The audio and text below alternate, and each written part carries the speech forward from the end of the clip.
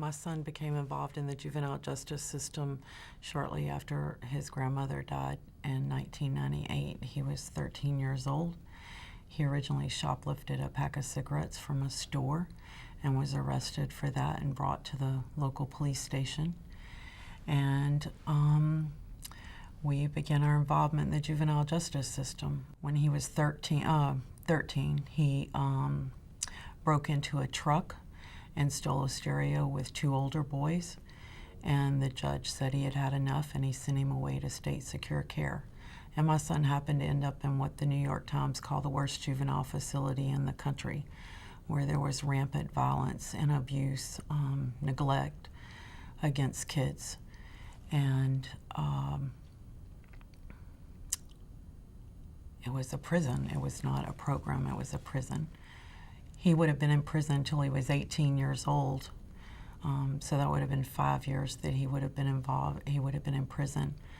But a group, the Juvenile Justice Project of Louisiana, helped to get him released. After only a year, he was released on parole.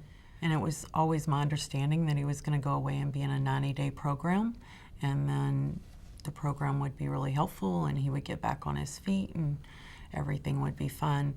Instead, the program had a very high failure rate. More than 90% of the kids failed out of the program. And once you failed out of the program, you ended up in general prison population. And from there, he was a 90-pound white kid. And he spent a lot of his time in isolation because he was targeted by other kids and staff. And while he was in isolation, he was raped by another kid. While two guards stood outside the cell door and took bets on which kid would win. So he came home and he had nightmares, and you couldn't approach him without letting him know you were coming. You couldn't just reach out and touch him. You had to alert him that you were coming.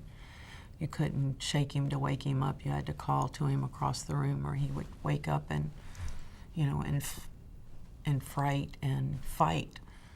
Where my son was and the way he was treated most definitely impacted who he's become as an adult.